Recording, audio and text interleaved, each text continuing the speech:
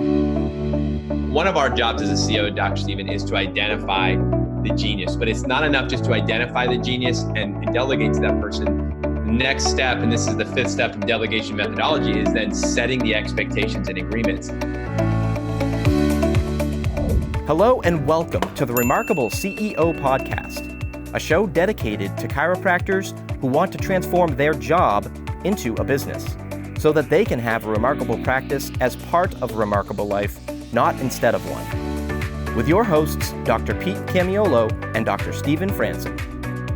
Hey everyone, welcome back to another episode of the Remarkable CEO Podcast. I'm Dr. Pete Camiolo along with Dr. Stephen Franson. Hey, Dr. Stephen, how is your morning? How are we doing? What's up, Dr. Pete? Excited for another awesome episode of the Remarkable CEO Podcast. So Dr. Stephen, go ahead and tell us about your morning. I know that it was a good one. Offline, just before we started recording, I shared with Dr. Pete, I started my day, my favorite way to start the day, which is in the ocean, which, to make it even better, we had beautiful surf. We had perfect conditions, but I had my son, Sammy, my 15-year-old with me, and my good friend, Dr. Sebastian Bonham was out there. Sabo was out there with us. So what a blessing. He came in from Puerto Rico to do some filming actually in the studio this week, and we were blessed with awesome surf. So I got to warn you, I'm going 100 miles an hour already, fully charged, excited for an awesome episode. Hey, listen, not everybody gets to start their day with a board meeting, not like yours at least. That's awesome. Really excited for today's episode as well, Doc. Today's a special day for us and our family. My son, one of my kids, my son Ryder's 4th birthday, which actually is a perfect setup for our conversation today because it was actually a pregnancy with that child, number 4, my son Ryder, that actually really exposed a lot of things in my world where systems, we didn't really have the systems in place. And that is the conversation of today. Doc, I think, a lot of chiropractors, they would say that they're on mission. But the question I would ask is, are you really on mission or do you just have a dream? I think the difference between a dream and a mission really is systems. And that's one of the things that we say is that, a vision without systems is a dream, but a vision with systems is a mission. And that's what we're going to talk about today in today's episode is how do you turn your vision and your goals and your dream truly into a mission? And we're going to talk about that today. Yeah, absolutely. I mean, my moniker is I'm the systems guy, right? And that systems guy reputation, I embrace it because ultimately systems help us create predictable outcomes, right? And that's what we all want. We all got into this for the same reason, right? We want to see predictably better outcomes over and over. It's going to be reproducible, not just by ourselves, but by our team. And I love that differentiation between a dream and a mission. Think about it. If you take it from let's say from the military perspective, a mission is, hey, you know what? Our objective is we're going to take that hill. And this is what we're going to do to take that hill. This is who's going to be involved. This is exactly the path we're going to take. This is the equipment we're going to need. This is going to be our strategy and our tactics, right? And here are our contingency plans, plan A, plan B, plan C. And everybody on the team needs to know exactly what's going to happen, right? And if if this, then that, like there's a plan in place, and it's essentially comes down to having those right people on the team that are equipped with the right training and they're doing the right work the right way, right? So ultimately, this is what systems are all about. You have to have systems. If you don't have systems in place, then you know what? You get to do all the work yourself because you can't possibly delegate to anyone else. When you think about what the reality is right now, right? We all live with the tension of how things are, what is, and we all live with this tension of what it could be and then what it should be.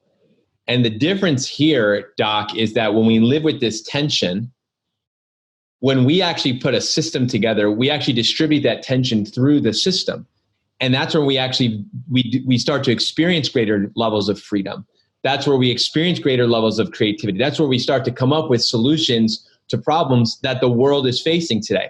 Because let's face it, reality is when it comes to health, things aren't going well on earth right now. And as chiropractors, we would all agree that we have been entrusted with, I think, what I would call not a good idea, not a great idea, a God idea. I believe we have a solution for humanity that is beyond even what we can even imagine. And we have, that's a mission, right? To be able to reach humanity with that. And so I get the reality of where we are right now. But I also know, I believe it's not only what could be, what should be. And that conviction that comes with that has to be distributed, that tension, through systems. Otherwise, Doc, you live with a lot of frustration, can lead to burnout, and it can lead to selling out. And we don't want that to happen to any of our brothers and sisters. I don't want that to happen to me. Yeah, I mean, at the essence of this Remarkable CEO program is that two-step process of taking your job and turning it into a business, and taking yourself and transforming yourself from that owner-operator to the CEO. And I look back to my days as the owner-operator, where I was building my practice and running my practice on brute force, just pure horsepower, my horsepower, right? And I didn't really need systems because I wasn't trusting anybody else to do anything. I wasn't delegating anything. I hired a bunch of people to work around me, my assistants, while I did the things. I did the stuff, right? I got it. Put it on my back. I'll squat it. Or if I want to grow, I'll just learn how to squat more and I'll get stronger, right? And it was just brute force. Well, the owner operator operates with that perspective and doesn't really have a value on systems, right? So if you want to make that shift from job to business and from owner operator CEO, you have to embrace systems. Systems are the currency of that transition. It's absolutely a requirement to be able to delegate to the rest of your team members. You have to systematize everything. Systems of attraction, conversion, retention, and team building. My own experience with it was, I was experiencing a certain level of success, but it was at the expense of my health and my happiness and my joy and, my enthusiasm and excitement and passion. It was just unsustainable, right? It definitely wasn't scalable. I mean, I reached my limit and reached my capacity. And then it, of course, wasn't durable by definition, because if I wasn't there, the work stopped, the value stopped. And it definitely wasn't transferable, because who wants to buy your job? Doc, as you're talking, I'm remembering my story, and I'm thinking about even my son Ryder and just, his birthday, and, I'm going back into those moments. And here I was, years and years of seeing 1,000 patient visits a week as a chiropractor, saving lives, transforming lives, impacting, making a huge impact. And, we had 3 children at home, and, my wife and I, we get pregnant with our 4th. And as soon as that happens, my wife, boom, she hits the bed, and she was out. I mean, down and out for 6 months. And I remembered that I had to make a decision as a husband, right? So this is where the rubber hits the road, right? Because we're talking to a human being. We're talking on the other side of this line. I know there's a wife, there's a husband, there's a mother, there's a father, there's a brother, there's a son. There's human beings, our lives. We talk about having a remarkable practice as part of a remarkable life and not instead of one. So it's about the remarkable life that you're after, that I'm after, that we desire. And so my life required me as a husband and as a father to show up. So I had a decision to make. I had 3 little ones, children at home that needed a father. I had a wife who needed a husband. And then I had a practice that needed the doctor. And you're caught in that. And so what I chose to do at that time was to step out. I already had associates. I already had associates for years. I had a huge team. I had all this. But what happened was when I stepped out and I stopped being in the clinic as much, and I turned it over to the team and I focused on my family, what happened was my clinic began to, in a sense, in my mind, fall apart. The 7-figure practice and 1,000-week practice started to shrink very quickly because I was not there. And what that exposed was I had built systems dependent around me. That's right. What an interesting distinction, right? Built the systems around a team and around the mission. And that's what was the biggest distinction. That's really, Doc, and we're not going to get into both of our stories, the nitty-gritty today, but it exposed the fact that you can have systems built around yourself. That is not scalable. That is not durable. That is not transferable. And that is what we've done is you've built a really good job, but that's not a business. And I was exposed by choosing to support my family in a time of absolute need. And it exposed my practice. Dr. Stephen, here's the thing. When I turned and went back into my practice, months and months later, and I had a choice. I could either pick it up and do it the same way I did it before. White knight rescuing it, right? Yeah, be the owner operator again and just pick this thing up, or I could do things different. And I'm grateful that I chose to do things different. Yeah, Pete, what your story illustrates is the absolute requirement of the doctor who wants to go from the owner operator to CEO to embrace systems. It just, you have to systematize everything, because the key difference between an owner operator and a CEO functionally is delegation. The owner operator is doing. The CEO is actually delegating. It's just a key distinction. So I think, for our docs who are looking to make this concept actionable, I want you to write that word down. It's like delegation. You have to become a master of delegation. Frankly, I look back at myself as an owner operator, and I joke that I was a control freak, perfectionist, Clydesdale, which is a terrible combination, right? And it got to a certain level of success, but it was totally dependent on me. And like you said, the system's built around me. And I said, you know what? That's not sustainable. That's not the life I want to live. And I recognized that I had to let go of that. I needed an identity shift away from the control freak, away from the perfectionist, away from that Clydesdale, just put it on my back, I'll pull it. And I had to create the identity shift of the CEO who recognized I had to become a master systems developer. I had to become a master team builder. I had to become a master delegator, and then a master trainer. And Doc, here's what I would say too. I think a lot of times in chiropractic, that's what we've emphasized. We've kind of put that person, the Clydesdale perfectionist, what you're describing, on the pedestal. Those are the people a lot of times that could be on the stage. Those are the people that we aspire to become. And so we chase after that, and then we, quote unquote, we become that, and then we quickly look around and say, this is not sustainable. This is not, I can't keep doing this. So I think, Doc, would you agree with me? You've been in this profession now for a while, that we have in many ways idolized or kind of identified as that doctor who does that as being the doctor of the future, or maybe the one that you should become if you're a student or you're a young doctor, or you're growing your practice. I want to be that doc.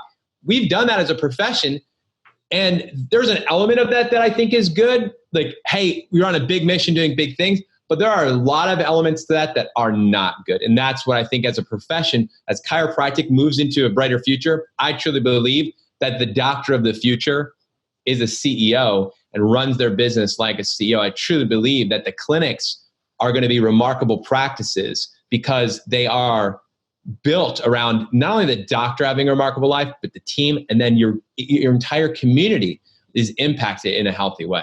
Yeah, I mean, this is not a selfish pursuit, right? This is very much an on-purpose conversation. So ultimately, it's about scalability, which means reach. If we're going to really serve this mission and serve humanity, it can't be, we can't rely on a bunch of superheroes, right? So it can't just be a bunch of individuals who have their practices on their back. What we need is incredible and remarkable teams reaching into their community and making a much, much, much bigger impact. And what this is going to come down to is the CEO's ability to delegate, right? So I'd like to do a quick pass over what I call the 10 steps to delegation mastery, because it frankly saved my life. The ability to become a master delegator is a skill set, right? So there's literally a system in the spirit of systems here that you can follow where you can adopt this into your DNA. You can be like, okay, so I recognize that as the CEO, my responsibility is vision casting and making sure everybody knows exactly what success looks like. This is the dent we're going to make in the universe, and this is the difference we're going to make, right? So, and then it's based on that vision story, which is the manifestation of the core values of our business. This is what's important now, right? So it's the win-win. What's important now and what's important next. In other words, this is what I want everybody to be focusing on now. And then this is what we're going to be focusing on next. Well, if you start identifying what's important now and what's important next, what's important now, those aren't going to be just objectives. Those are going to be the activities that drive those objectives and outcomes, right? So this is where delegation comes in, right? So the 10 steps to delegation mastery. Let's start with the first one. Dr. Pete, the first one is identify the specific desired outcomes. Like, what are we trying to accomplish here? I mean, that's the first bullet on the CEO's scorecard is the vision casting. It's what does success look like to us? What is that dent that we're making? That's the outcome that we're going to make.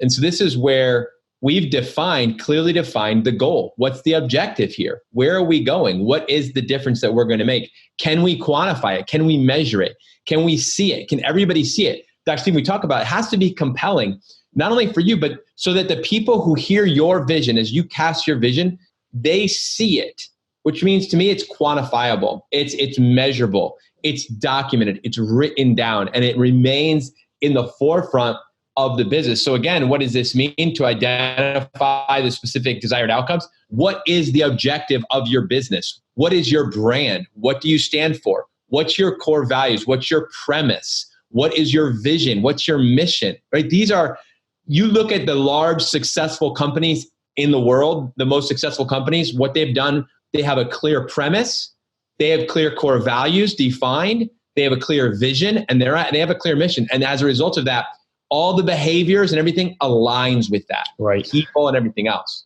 So Dr. Pete, I'm going to challenge us to really actually take it from 30,000 feet and bring it right to the ground, right? So how does this hit the ground? When you're doing delegation, it's great, get their heart and their head around it, but now it's okay.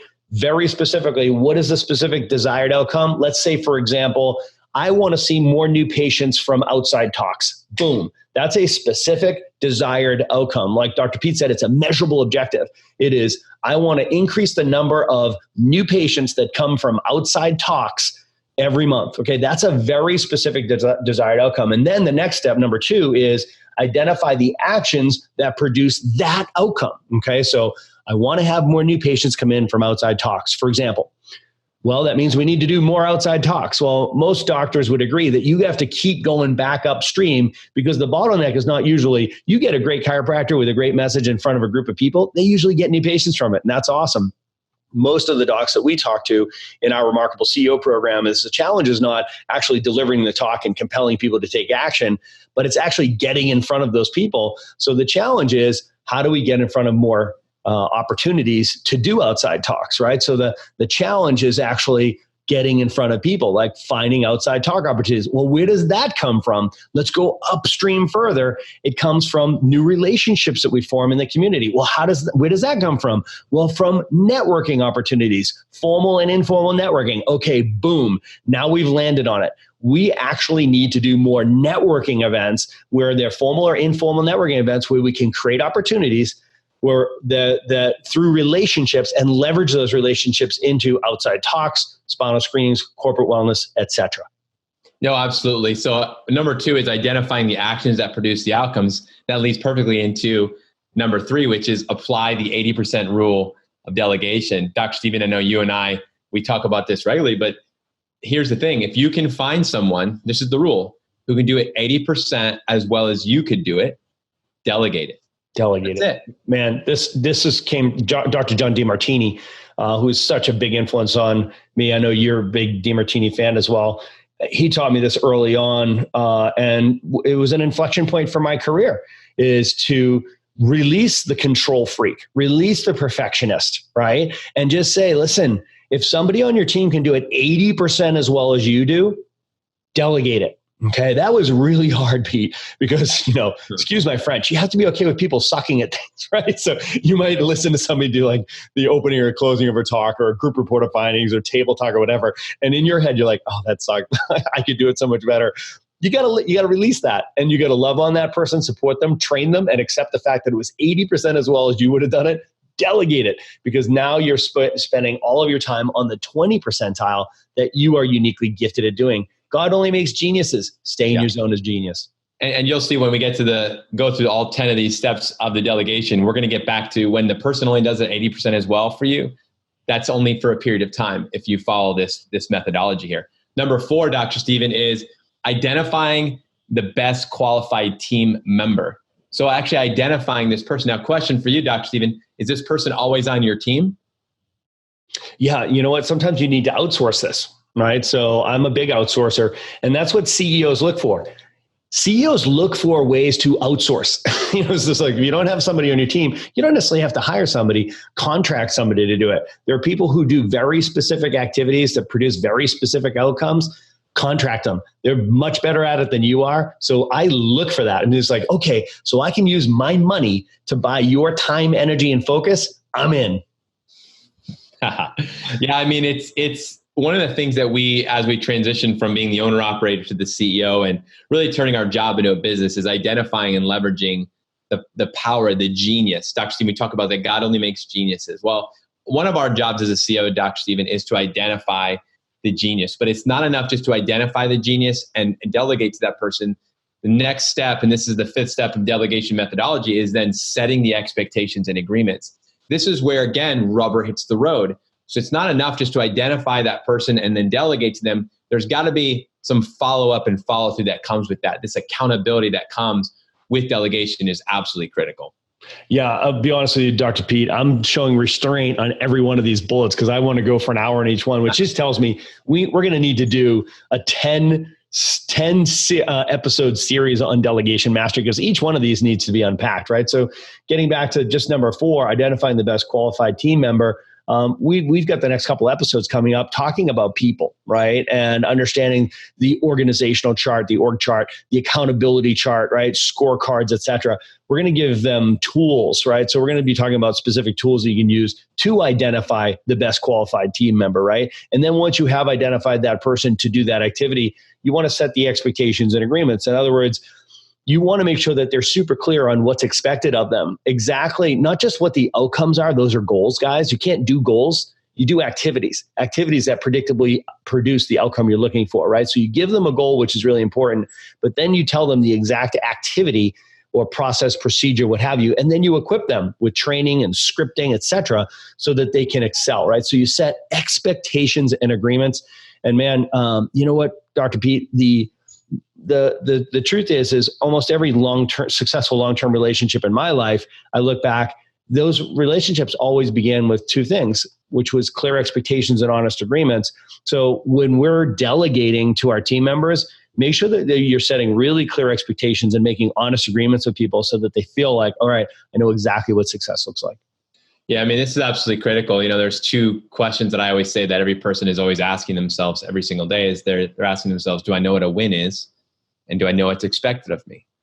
Do I know what a win is? And do I know what's expected of me? They're asking themselves this question. I am, Dr. Stephen, you are. We're asking ourselves subconsciously all the time. And so the way that we distill this down and the way we remove the interference from in that question, allow that question to be the answer yes, which is what we want for every member of our team, is that we have clear, expectations. We have these honest agreements. These have been set and these have been established. And here's the thing. If there's any issues, we also have a framework where communication can happen, where those can get clear. Because sometimes we lose sight of them. It can get foggy. And so it's critical. And like you said, we can spend a lot more time in all this. That's number 5. That's connected directly to delegation methodology number 6, which is incentivize. Dr. Stephen, the rewards and consequences. This is such a powerful part of leadership is the incentivize, because we're working with human beings here. Right? We're working with people that have desires, that have wants, that have dreams, that have hopes.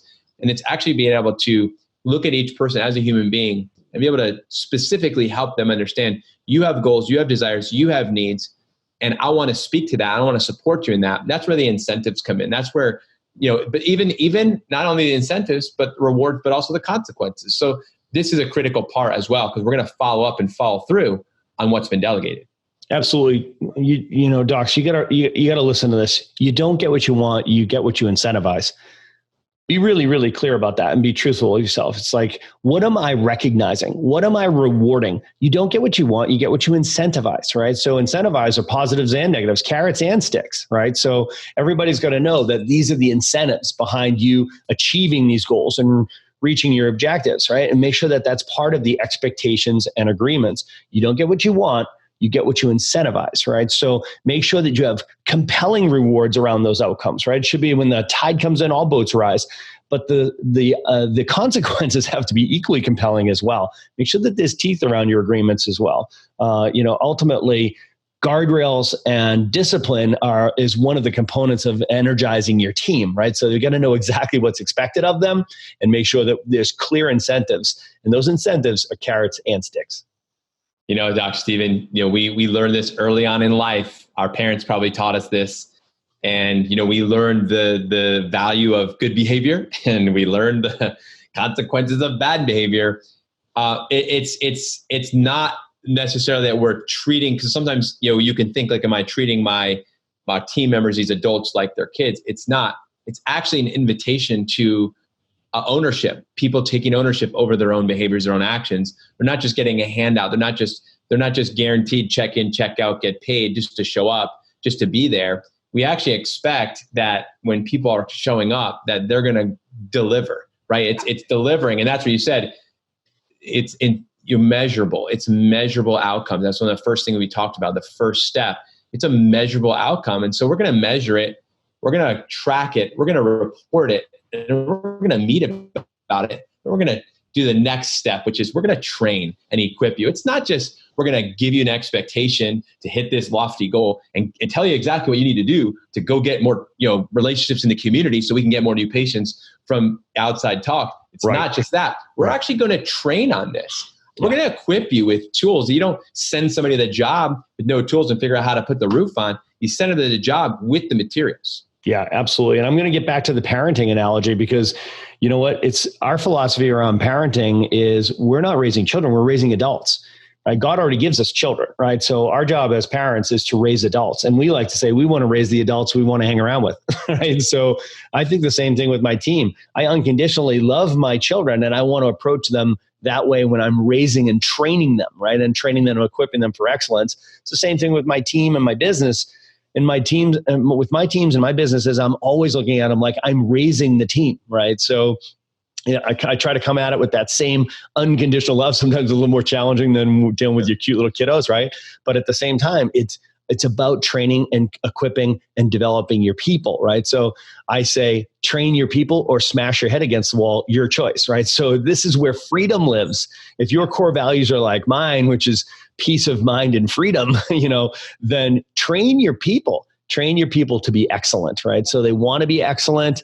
It creates freedom for you, and it's what really creates scalability and durability. So if you're trying to take your job and turn it into a business, I hope this is probably convicting for a lot of docs right now. These who quote unquote are too busy to train their team, or they don't have time to train their team, or my team's been around long enough, so it feels kind of awkward to train my team. Let me ask you a question: how's that going so far?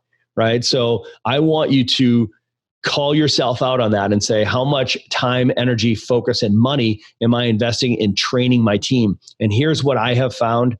Without question, the best time, energy, focus, and money you spend as an owner of a business, okay, as the CEO of a business, it is the best money you'll spend. You'll get the best ROI on it. The second is marketing. Okay. So if you think marketing's at the top, your perspective is mistaken. Okay. So I'm telling you right now, the best investment of your time, energy, focus, and money for return is train and invest in your people.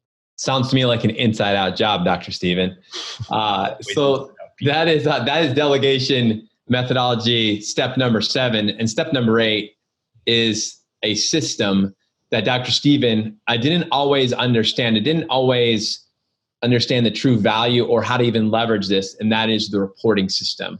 Actually, how to take metrics and tracking and the reporting process to create a culture within the business where now that someone has been trained and equipped, for them to truly take ownership, for them to truly be accountable, for me to actually feel the weight. Because Dr. Stephen, you can get to this point, training, equipping, and still feel the weight.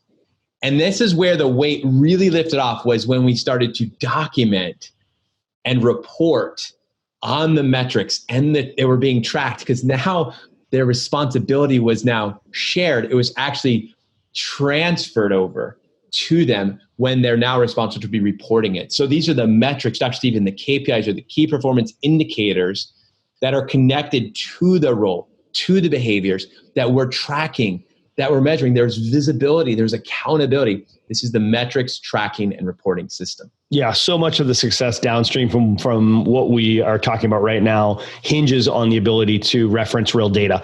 You have to have metrics. You don't get what you want, you get what you measure. Okay, so what matters gets measured. That's how you communicate to your team. This is what's important here, right? So whatever matters gets measured. And think about this, Doc, as a CEO, this is about delegation, so you can drive outcomes, the outcomes that you want, the specific outcomes that you want. Remember, they have to be specific, concrete. They have to be measurable, okay? So if they're measurable, they need to be measured, and they need to be in a reporting system that comes to you.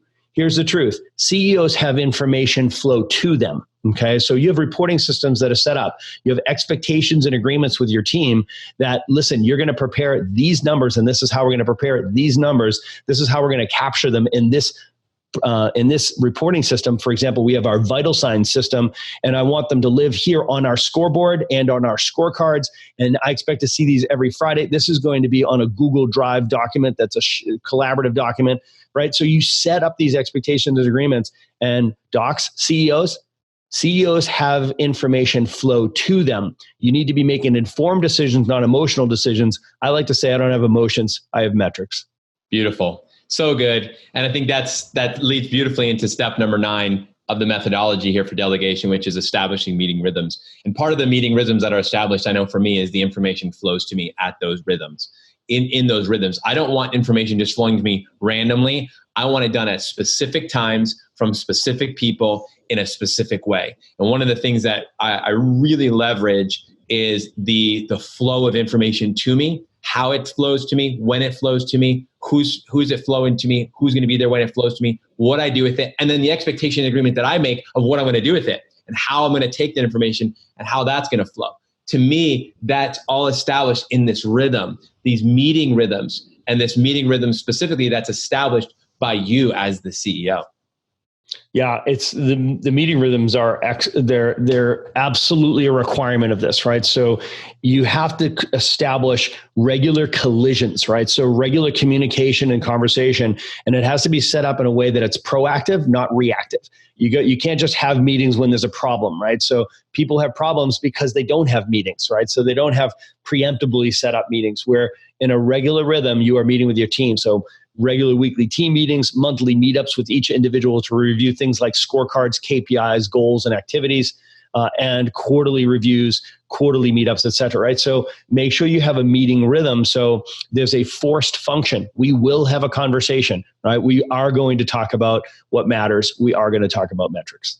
And it creates such peace in the organization and such a culture when you have the meeting rhythm culture. And of course, that leads into the last, which enables you in these rhythms to accomplish methodology number 10 of delegation, which is to assess, right? So we're able to repeat or we're able to pivot. And here's the thing, we have to be open to pivoting. We have to be open to deleting. One of the things we implement is the stop, start, keep. Listen, sometimes you got to stop things.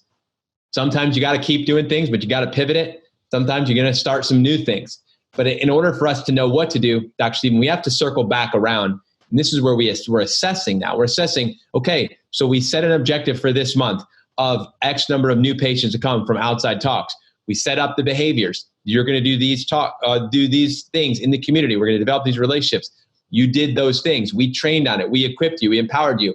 We met on it. We tracked it. Now reported on it. We're meeting about it now. We're assessing. Did it work? Did it not work? Why did it work? How did it work? What are we going to do about that? This is that assessing. Repeat it or pivot.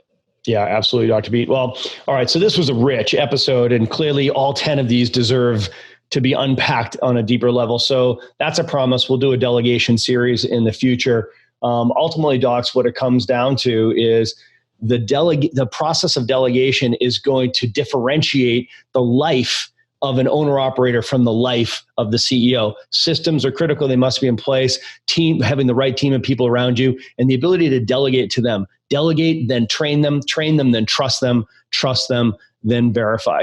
All right, gang, thanks so much for joining us for another episode of The Remarkable CEO. If as we were going through this content, you're saying, really, I need some help with this stuff, we would love to help you guys. This is what we do in our Remarkable CEO program. So if you're interested in learning more, reach out to us, because the essence of this program, of our message, is what the world needs now is chiropractic. And what chiropractic needs right now is more successful chiropractors. Thanks so much for joining us.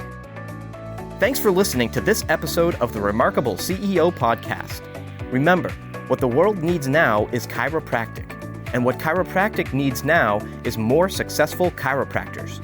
If you like this podcast, please subscribe, share with a friend, and leave us a review. And if you'd like to connect with us personally, direct message us on Facebook, LinkedIn, or Instagram. Now go and be remarkable.